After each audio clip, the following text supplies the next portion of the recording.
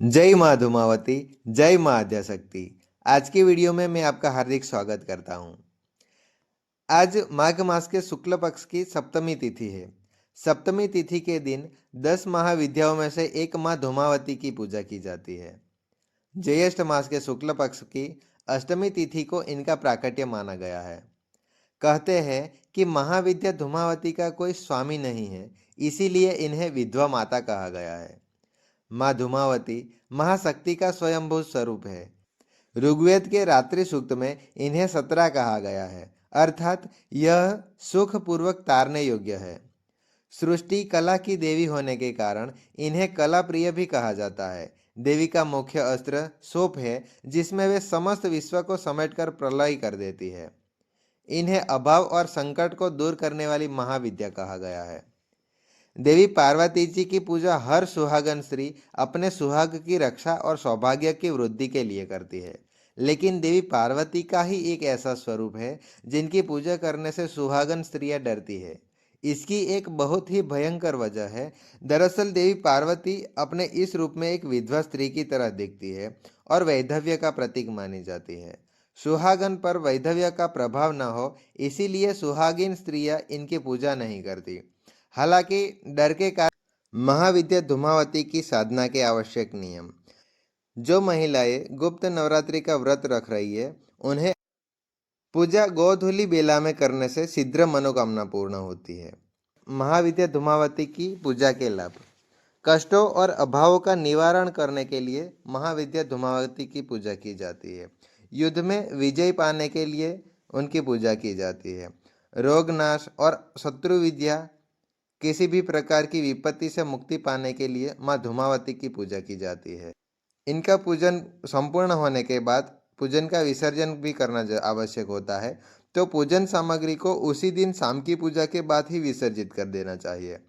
उनको अर्पित जो भोग लगाए हैं उनको भी गौ माता आदि को खिला देना चाहिए या फिर परिवार में बांट देना चाहिए। बची हुई पुष्प, अक्षत आदि सामग्री का विसर्जन करते हुए जल में या पीपल के वृक्ष के नीचे दबा देना चाहिए। महाविद्या धूमावती के प्राकट्य की दो कथाएं।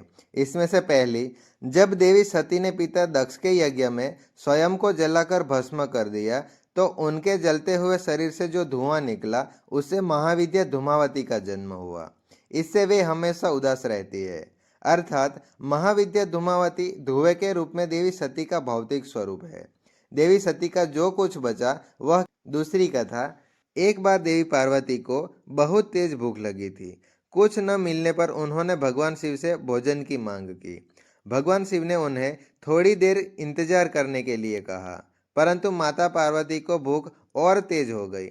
अत्यंत भूख से व्याकुल माता ने भगवान शिव को ही निगल लिया। भगवान शिव को निगलने के पश्चात माता की देह से धुआं निकलने लगा और उनकी भूख शांत हुई। इनके बाद भगवान श्री अपनी माया के प्रभाव से पुनः माता के पेट से बाहर आ गए और माता को कहा, तुमसे व्याप्त देह होने के कारण आपके इस स्वरूप का नाम धूमावती होगा। यह भी कहा जाता है कि भगवान शिव ने माता से अनुरोध किया था कि मुझे बाहर निकालो, तब माता ने उन्हें उगल कर बाहर निकल दिया था। निकलने के बाद भगवान शिव ने उन्हें आज दिया। और अभी से तुम विधवा रूप में रहोगी। जैसे ही देवी पार्वती ने भगवान शिव को निगल लिया, उसका स्वरूप एक वृद्ध विधवा जैसा हो गया। साथ ही भगवान शिव के गले में मौजूद विष के प्रभाव के कारण उनका संपूर्ण शरीर धुएं जैसा हो गया। उनकी पूरी काया श्रृंगार विहीन हो गई। तब भगवान शिव ने उनको कहा कि अपनी बाई भुजाओं में सूप और दाई भुजा में मानव खोपड़ी से निर्मित खप्पर धारण किए हुए हैं। कुछ स्थानों पर वे आशीर्वाद देते हुए मुद्रा की भी मानी जाती है। देवी सदा भूखी और प्यास से व्याकुल रहती है। देवी काले वर्ण की है और उन्होंने सर्प तथा रुद्राक्ष को आभूषण के स्वरूप में धारण किए हैं। देवी का संबंध सफेद वस्तुओं से ही है और लाल रंग से संबंध वस्तुओं का पूर्णतः त्याग करती है। वे धुएं जैसी दिखाई देती है। शारीरिक रूप से वे कुरूप, उबड़ खाबड़ और बेढंगी दिखती है। विचलित स्वभाव वाली, लंबे कद की और तीनों नेत्रों से युक्त है। सफेद वस्त्र धारण करती है और उनके केस खुले हुए होते हैं। वे एक वृद्ध विधवा के रूप में प्रतिष्ठित है। 18 पुराणों में से एक मार्कंडेय पुराण के अंतर्गत दुर्गा सप्तशती का एक महत्वपूर्ण भाग होता है श्री दुर्गा कवच। इसे भगवान श्री ब्रह्मा जी ने ऋषि मार्कंडेय को बताया था। ओम नमः चंडिकाय। मार्कंडेय जी ने कहा, पितामह, जो इस संसार में परम गोपनीय तथा मनुष्य की सब प्रकार से रक्षा करने वाला है, ऐसा जो अब तक आपने किसी दूसरे के सामने नहीं प्रकट किया हो, ऐसी कोई कवच बताए मुझे। तो ब्रह्मा जी बोले, हे ब्राह्मण, ऐसा कवच तो एक देवी कवच ही है जो गोपनीय से भी गोपनीय है, पवित्र तथा संपूर्ण प्राणियों का उपकार करने वाला है। इसमें प्रथम शैलपुत्री, दूसरी ब्रह्मचारिणी, तीसरा चंद्रघंटा, चौथी कुष्मांडा, पांचवी स्कंद माता, छठी कात्यायनी, सातवीं कालरात्रि, आठवीं महागौरी और नौवीं सिद्धिदात्री, ये 9 नाम की 9 मूर्तियां हैं। जो मनुष्य अग्नि में जल रहा हो, रणभूमि में शत्रुओं से घिर रहा हो, विषम संकटों में फंस गया हो तथा इस प्रकार भय से आतुर होकर जो भगवती दुर्गा की शरण में प्राप्त होता है, उनका कोई अमंगल नहीं होता। युद्ध के समय संकट में पड़ने पर भी उनके ऊपर कोई विपत्ति नहीं आती। जिन्होंने भक्ति पूर्वक देवी का स्मरण किया है, उनका निश्चय ही अभ्युदय होता है। जो तुम्हारा चिंतन करते हैं, उनकी तो निसंदेह रक्षा करती हो। चामुंडा देवी प्रेत पर आरूढ़ होती है, वाराही भैंसे पर, इंद्री का वाहन ऐरावत, वैष्णवी देवी गरुड़ पर और माहेश्वरी वृषभ पर आरूढ़ होती है। कौमारी का वायन मयूर पर आरूढ़ होती है। भगवान विष्णु की प्रियतमा लक्ष्मी देवी कमल के आसन पर विराजमान होती है और हाथों में कमल धारण किए हुए होती है। वृषभ पर आरूढ़ ईश्वरी देवी ने श्वेत रूप धारण कर रखा है। ब्राह्मी देवी ने हंस पर बैठी हुई है और सब प्रकार के आभूषणों से विभूषित है। इस प्रकार ये सभी माताएं सब प्रकार की योग शक्तियों से संपन्न है। इसके सिवा और भी बहुत सी देवियां हैं जो अनेक प्रकार के आभूषणों की शोभा से युक्त तथा नाना प्रकार के रत्नों से सुशोभित है। ये संपूर्ण देवियां क्रोध में भरी हुई है और भक्तों की रक्षा के लिए रथ पर बैठी दिखाई देती है। ये शंख, चक्र, गदा, शक्ति, हल और मुसल, खेटक और तोमर, परशु तथा पास, कुंत और त्रिशूल एवं उत्तम सारंग धनुष आदि अस्त्र शस्त्र अपने हाथों में धारण करती है। दैत्यों के शरीर का नाश करना, भक्तों को अभय दान देना और देवताओं को कल्याण करना, यही उनके शस्त्र धारण करने का उद्देश्य है। महान रौद्र रूप, अत्यंत घोर पराक्रम, महान बल और महान उत्साह वाली देवी, तुम महान भय का नाश करने वाली हो, तुम्हें नमस्कार है। हे अंबिके, मेरी रक्षा करो। पूर्व दिशा में ऐन्द्री मेरी रक्षा करे, अग्निकोण में अग्नि शक्ति, दक्षिण दिशा में वाराही, नैऋत्य कोण में खड्गधारिणी मेरी रक्षा करे। पश्चिम दिशा में वारुणी और वायव्य कोण में मृग पर सवारी करने वाली देवी, उत्तर दिशा में कौमारी और ईशान कोण में शूलधारिणी देवी मेरी रक्षा करे। ब्रह्माणी, तुम ऊपर की ओर से मेरी रक्षा करो और वैष्णवी देवी नीचे की ओर से मेरी रक्षा करो। इस प्रकार सबको अपना आसन बनाने वाली चामुंडा देवी 10 दिशाओं में मेरी रक्षा करे। जया आगे से और विजया पीछे की ओर से मेरी रक्षा करे। वाम भाग में अजिता और दक्षिण भाग में अपराजिता रक्षा करे। उद्योतिनी शिखा की रक्षा करे। उमा मेरे मस्तक पर विराजमान होकर रक्षा करे। ललाट में मालधारी रक्षा करे और यशस्विनी देवी मेरी भौहों का रक्षण करे। भौहों के मध्य भाग में त्रिनेत्रा और नथुनों की यमघंटा देवी रक्षा करे। दोनों नेत्रों के मध्य भाग में शंखिनी और कानों में द्वारवासिनी रक्षा करे। कालिका देवी कपोलों की तथा भगवती सांकरी कानों के मूल भाग की रक्षा करे। नासिकाओं में सुगंधा और ऊपर के होठ में चर्चिका देवी रक्षा करे। नीचे के ओठ में अमृत कला तथा जीभ में सरस्वती देवी रक्षा करे। कुमारी दांतों की और चंडिका कंठ प्रदेश की रक्षा करे। चित्र घंटा गले की, घाटी की और महामाया तालु में रहकर रक्षा करे। कामाक्षी ठोठी की और सर्वमंगला मेरी वाणी की रक्षा करे। भद्र कंठ के बाहरी भाग में नीलग्रीवा और कंठ की नली में नलकुबरी रक्षा करे। दोनों कंधों में खड्गिनी और मेरी दोनों भुजाओं की व्रजधारिणी रक्षा करे।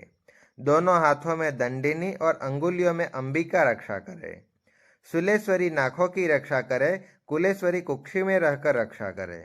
महादेवी दोनों स्तनों की और शोक विनाशिनी देवी मन की रक्षा करे। ललिता देवी हृदय में और शूलधारिणी उदर में रहकर रक्षा करे। नाभि में कामिनी और गुह्य भाग की गुहेश्वरी रक्षा करे। पुतना और कामिका लिंग की और महिषवासिनी गुदा की रक्षा करे। भगवती कटी भाग में और विंध्यवासिनी घुटनों की रक्षा करे। संपूर्ण कामनाओं को देने वाली महाबला देवी दोनों पिंडलियों की रक्षा करे। नारसिंगी दोनों घुट्टियों की और तेजसी देवी दोनों चरणों के पृष्ठभाग की रक्षा करे। श्री देवी पैरों की अंगुली अपनी दाढ़ों के कारण भयंकर दिखाई देने वाली दंश करालिनी देवी नखों की और उर्वश केशिनी देवी के रोमावलियों के छिद्रों में कौबेरी तथा त्वचा की वागेश्वरी देवी रक्षा करे। पार्वती देवी रक्त, मज्जा, वसा, मांस, हड्डी और मेद की रक्षा करे। आंतों की कालरात्रि और पित्त की मुकुटेश्वरी रक्षा करे।